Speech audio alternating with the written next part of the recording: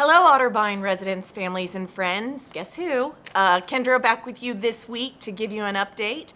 And I'm not alone today, so I have a special guest with me who you will see in just a few minutes. My update today is really all good news, and once you hear it all, I hope that you all will agree as well. And as always, what I'm sharing with you on video today will also come out in letter form, so we'll get that out to everyone out on campus probably by tomorrow.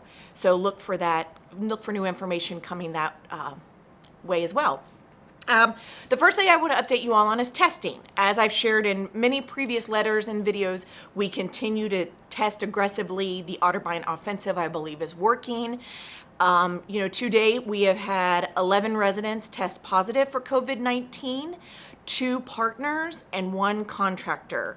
What I am here and thrilled to share with you today is at this very moment, all 11 residents, the 2 partners, and the contractor are all negative. We have 0 positive cases on campus, again, as of today.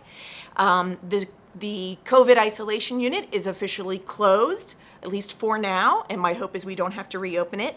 All of those residents have gone back to their neighborhoods and their apartments where they were living prior to testing positive for COVID. And again, all asymptomatic, and they're all doing well, and I'm sure thrilled to be back in their home, if you will. So again, we continue to test though. Like I said, I shared in my last video, we've tested hundreds of partners, residents, and we will continue to do so as, again, part of the Otterbein offensive. What I want to share with you today, which is new information, I have been asked by many of the residents living out in our courts, patio homes, the orchards, about testing them. There are several free testing areas around the county, around the city, and some of you may have already taken advantage of that. But what I want to share with you beginning Monday, the 29th, so this coming Monday, June 29th, running through July 10th, we will be offering testing to any of the independent living residents living out, again, in our courts, patio homes, and orchards. What I want to make sure you understand is how that will work. You will call the clinic and make an appointment. You will not be coming into the clinic, possibly if it's very hot or maybe it's a bad weather day. You may come in between those 2 glass doors, but otherwise you can either drive up in your car, drive up in your golf cart, or you can walk up. And either Cheryl Williams or someone from her team in the clinic will come out and test you. What I also need to make very clear is this will be covered under your own insurance. Otterbein is not covering this cost. So you will need to bring your insurance information with you when you come. And the staff and partners from the clinic will remind you of that when you call to make an appointment. So again, it's by appointment only. We will be starting this coming Monday, June the 29th, and it will run through Friday, July the 10th by appointment. So hopefully many of you are happy about that because I know several of you have asked. So again, more good news, right? And sticking with the clinic, I have also been asked when the clinic will officially open for those residents, again, living out in the courts, patio homes, and orchards. We are going to open the clinic for court residents on Monday, July the 6th. So if you have an appointment that you normally keep and see one of the physicians in the clinic, you can do so at that time. With one little exception, I want you to know at least that first week, the only physician will be Dr. Thamavong in the clinic that week, and then we will open it up to the other physicians very soon after. So a reminder, just like everything else that as we've slowly been opening, that too will be by appointment only. You will need to call the clinic, make your appointment. You cannot just walk into the clinic. You will have to wait outside until it is your appointment time, and a clinic partner will come out, meet you, screen you, take your temperature, and escort you into the clinic and into one of the exam rooms. So again, that's July 6th, Monday, July 6th. We're opening the clinic for our court residents, and it will be by appointment only. And the other big one that I'm thrilled to share before I kick it over to our special guest today We're going to open the Creative Arts Center. Many of you have asked me about that and what that looks like and what the timeline is. That is where I am now, in case you can't tell from my background. So here's all the good news around that. Next Monday, June the 29th, Jana Morrison is coming back full-time to campus. So yay, happy to see Jana back. Jana's going to take all of next week to kind of look at what creative arts will look like moving forward, because it will look very different from what it had, kind of our new norm. So Jana's going to work on programming. She's going to work on a schedule. She will work with myself and Sue on that, and again, what it looks like. Then on Monday, July the 6th, we will officially open it up for residents in independent living. That's all of independent, whether you live, again, out in the courts or in an apartment. However, there will be set times that you can come to the clinic. You will have to have an appointment, and there will be no more than 10 residents at a time. This is at least in the initial phase of the rollout of the Creative Arts Center. So again, 10 residents or less. You will have a designated time, and you will be making an appointment with Jana directly. And we have to allow in between resident times and artwork, we need to have time to make sure we sanitize and disinfect all the tables and chairs and equipment. The other thing I want to make sure you know is that when I say the Creative Arts Room is opening, the Creative Arts Center is opening, that at this time does not include the Pottery Room or the Fiber Room. It is just the Creative Arts Center, the main center itself. But when Jana gets back next week, I'm going to work with her on that, and we're going to see how the first few weeks go.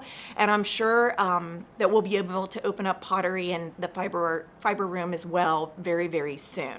So again, lots of good news today, and it's a sunny day, so what better day to share all of this news. As I always like to say, I hope you're all doing well. I hope all of our fathers out there had a great Father's Day. And on that note, I'm going to, like I said, kick it off to our special guest, and have a great day. Good afternoon, Otterbein. Drew Allen here with Culinary Services, coming to give you a very important update about our reopening of Culinary Services. So, starting July the 1st, we will be starting a small reopening of our Culinary Services. Our residents who reside in LEC, Gallery, and Philippi apartments, you will be able to dine in restaurant 1912 at dinner only starting July 1st. Sunday, it will be lunchtime. Starting July 6th, our residents who reside in LEC, Gallery, and Philippi, you will be able to dine in restaurant 1912 for all 3 meals: breakfast, lunch, and dinner. Don't forget, as we've talked on Culinary Talk, we must have reservations in advance. We must social distance. We must wear our masks up until we sit down at our tables. We will continue to give updates and requirements from our health departments to these residents. Our residents in Marble Hall, Terrace Place, the courts, and cottages, we will continue to have room service until further notice. Be on the lookout, because we will be updating you on more culinary reopenings. Do notice I talked about restaurant 1912. The Great Wave Cafe is not open for dine-in, but you can continue to pick up and have food and your groceries delivered to you from the Great Wave Cafe. Our residents in LEC, Gallery, and Philippi, do note, starting July the 6th, since 1912 is open for all 3 meals, if you do require room service, there will be a room service charge. We want all of our residents to feel safe, but we also want our residents to start to experience that Otterbein dining experience as soon as possible. Please call to make reservations in restaurant 1912 for those specific dates and time. The phone number is 766 5848. Have a great day. Well, thank you, Drew, for that exciting update. Again, like I said, more good news, right? And that's a big announcement around dining. However, I do know that those of you living out in the courts and in Terrace Place and Marble might be going, well, what about us? Well, just like Drew said, please know we are very close to opening up Restaurant 1912 to everyone on campus. We're just trying to work out those details and the timeline on that, but I do believe it's going to be coming very soon. So just to wrap up from the updates that Drew and I have provided, I want to make sure that I didn't say this before, but make sure you must have your mask on when you come up to Campus Center. So whether you're coming to the clinic, to the Creative Arts Center, you must have your mask on and keep it in place. Obviously, with Restaurant 1912, you need to wear your mask all the way into the restaurant until you sit down.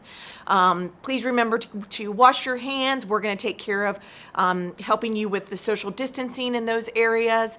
I also ask that if you are in any way feeling ill or under the weather, please stay home and don't make a reservation or an appointment for any of those areas when you're under the weather. So again, a lot of good things happening. We're going to continue to move forward and continue through phases of our slow opening, if you will, but trying to get us all back to some sense of normal. So again, I thank Drew for joining me today and for his report. And again, we're still working out a few details around screening and what that will look like, but we'll get back with you next week with that update. So as I said before, have a great day, and I look forward to seeing all of you soon.